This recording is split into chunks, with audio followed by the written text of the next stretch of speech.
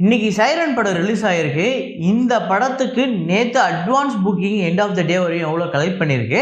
அப்புறம் இந்த படம் டே 1 எவ்வளோ கலெக்ட் பண்ணுறதுக்கு வாய்ப்பு இருக்குது அப்படிங்கிறத இந்த வீடியோவில் தெளிவாக பார்ப்போம். இது இல்லாமல் போன வாரம் ரிலீஸ் ஆன லால் சலாம் லவ்வர் இந்த 2 படங்களுமே எவ்வளோ வசூல் வந்திருக்கு இதுவரை 7 நாளில் அப்படிங்கிறது பார்ப்போம். நேற்று பிரம்மயுகம் அப்படிங்கிற ஒரு படம் ரிலீஸ் ஆகிருக்கு.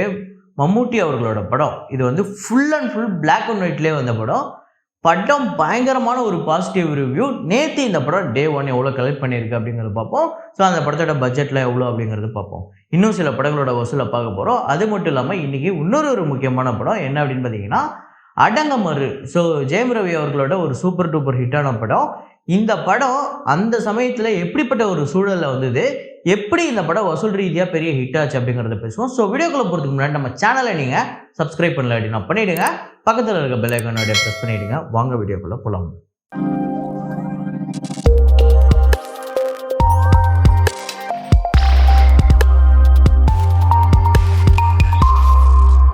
நேற்று வீடியோவில் நான் ஒரு ஃப்ரேம் ஒன்று வச்சுருந்தேன். அதை நிறைய பேர் கரெக்டாக கெஸ் பண்ணியிருந்தீங்க. அது என்ன ஃப்ரேம் என்ன படம் அப்படிங்கிறத பார்த்துட்டு வாங்க.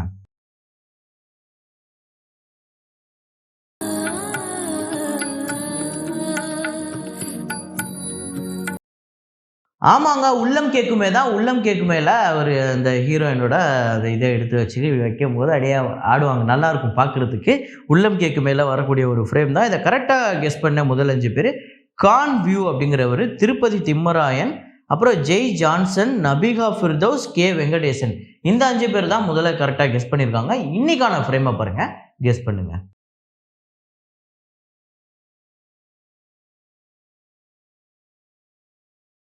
இன்னைக்கு சைரன் ரிலீஸ் ஆயிருக்கு. இந்த படத்தை நீங்கள் பார்த்துட்டீங்கன்னா எப்படி இருக்குது அப்படிங்கிறத சொல்லுங்கள். அப்புறம் பிரம்மயுகம் அந்த படம் கூட பார்த்துட்டிங்கன்னா எப்படி இருக்குது அப்படிங்கிறத கமெண்ட்டில் போடுங்க. ஃபைட்டர் இந்த படத்தோட டே 22 கலெக்ஷன் இந்தியாவில் வந்து 1,04,00,000, வேர்ல்டு வைடு 1,17,00,000. ஸோ இந்தியா முழுக்க 239,17,00,000, வேர்ல்டு வைடு 327,57,00,000 வந்து வசூல் பண்ணியிருக்கு. அப்புறம் பிரேமலு அந்த படத்தோட டே 7 கலெக்ஷன் கேரளாவில் 1,58,00,000, வேர்ல்டு வைடு 2,14,00,000. ஸோ நேற்று ஒரு பெரிய படம், பெரிய ஹீரோட படம் வந்து கூட இந்த படம் வந்து ஒரு சூப்பரான கலெக்ஷன் எடுத்திருக்கு. கேரளாவில் 14,77,00,000, வேர்ல்டு வைடு 19,19,00,000 வந்து வசூல் பண்ணியிருக்கு. அப்புறம் அன்வெஷிப்பின் கண்டதும் அந்த படத்தோட டே 7 கேரளாவில் 41,00,000, வேர்ல்டு வைடு 45,00,000, 7,60,00,000 கேரளாவில் டோட்டலாகவும், வேர்ல்டு வைடு 9,71,00,000 வந்து வசூல் பண்ணியிருக்கு. அப்புறம் தேரி பாத்தோன் மெயின் ஐசா உல்ஜா ஜியா. ஸோ ஷாஹித் கபூர் படம் டே 7 இந்தியா முழுக்க 3,67,00,000, ஓவர்சீஸில் 1,04,67,00,000, உலகம் முழுக்க வந்து 7வது நாள் வந்து வசூல் பண்ணியிருக்கு. 53,27,00,000 இந்த படம் இந்தியாவில் டோட்டலாகவும், ஓவர்சீஸில் 28,02,00,000, வேர்ல்டு வைடு இந்த படம் 81,29,00,000 வந்து வசூல் பண்ணியிருக்குங்க டோட்டலாக. ஸோ ஒரு சூப்பரான கலெக்ஷன் தொடர்ந்து எடுத்துக்கிட்டு இருக்கு. ஈகிள் அந்த படத்தோட டே 7 கலெக்ஷன் ஆந்திரா தெலுங்கானாவில் 1,14,00,000, வேர்ல்டு வைடு 1,20,00,000. ஆந்திரா தெலுங்கானாவில் டோட்டலாக 21,96,00,000, வேர்ல்டு வைடு 29,39,00,000. ஸோ வழக்கமாக இந்த மாதிரி படங்கள் இப்போ டே 4 பார்த்திங்க அப்படின்னா கிட்டத்தட்ட அந்த 2 கோடி கம்மியாக வசூல் பண்ணிச்சு. அப்புறம் வந்து 1,50 கோடி அப்படியே வந்தது. இது அப்படியே நேரம் 7வது நாள் 1,00,000க்கு போயிருக்கணும். ஆனால் இது நல்ல ஹோல்ட் பண்ணி வச்சுருக்கு. ஒரு டீசெண்டான கலெக்ஷன் எடுத்துகிட்டு இருக்கு. ஸோ அப்புறம் நேற்று ரிலீஸ் ஆன பிரம்மயுகம்.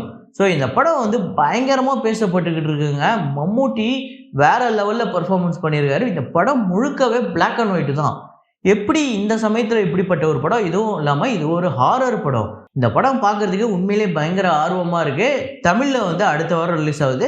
ஸோ மலையாளத்தில் போய் பார்த்து சப்டைட்டில் பார்த்து படிக்கிறத விட அடுத்த வாரம் தமிழில் ரிலீஸ் ஆகுது இங்கே தமிழ்நாட்டிலே. ஆனாலுமே இன்றைக்குமே தமிழ்நாட்டில் ஒரு பெரிய கலெக்ஷன் எடுத்திருக்கு. கிட்டத்தட்ட 12 லட்சத்துக்கிட்ட தமிழ்நாட்டில் மட்டுமே எடுத்திருக்கு.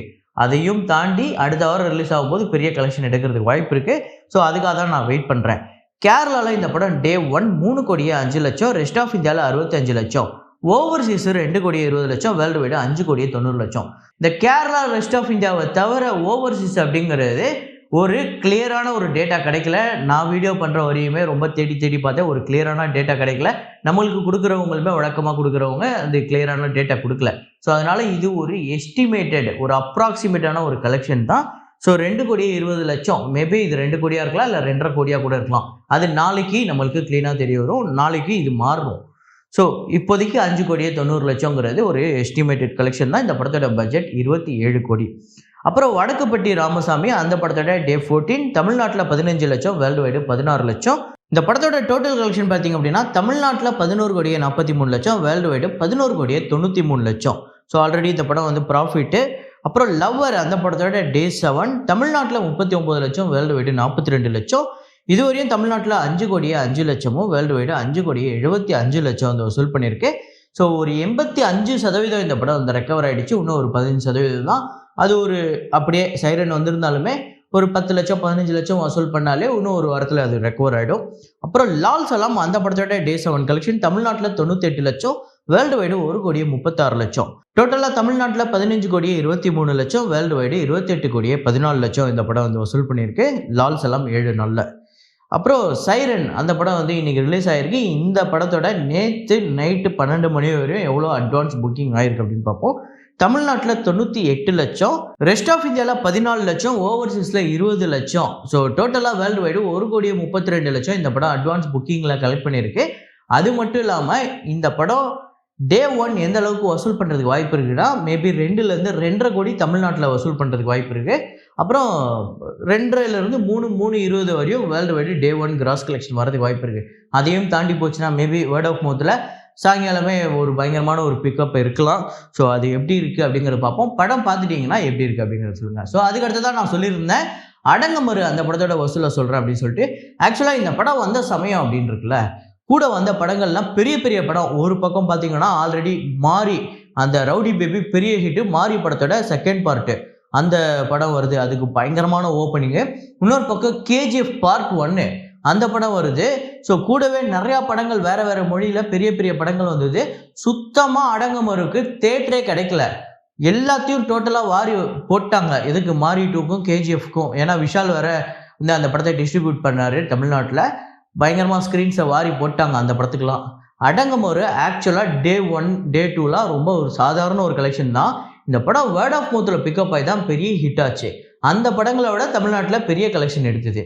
ஆக்சுவலாக கேஜிஎஃப் பார்ட் 1 விட மாரியை விட இந்த படம் வந்து பெரிய ஹிட்டு தமிழ்நாடை பொறுத்த வரையும். ஸோ இந்த படம் வசூல் ரீதியாக ஒரு நல்ல ஹிட்டு. இந்த படமுமே ரொம்ப சீரியஸான ஒரு விஷயம் தான். வழக்கமான ஒரு கதை தான், ஆனால் ரொம்ப சீரியஸாக ஹேண்டில் பண்ணியிருப்பாங்க, வித்தியாசமாக ஹேண்டில் பண்ணியிருப்பாங்க. அதுதான் இந்த படத்தை வந்து நம்மளை எல்லாருமே ரசிக்க வச்ச ஒரு விஷயம்னு நினைக்கிறேன். ஸோ இந்த படம் வசூல் ரீதியாக தமிழ்நாட்டில் 23 கோடியே 45 லட்சம் வந்து வசூல் பண்ணியிருக்கு. ரெஸ்ட் ஆஃப் இந்தியாவில் 2.5 கோடி வந்து வசூல் பண்ணியிருக்கு. ஓவர்சீஸில் 5 கோடியே 80 லட்சம்.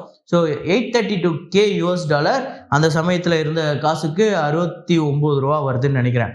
வேர்ல்டு வைடு 31 கோடியே 75 லட்சம், பட்ஜெட் 14 கோடி. ஸோ 17 கோடியே 45 லட்சம் இந்த படத்துக்கு ஷேர் வந்திருக்கு.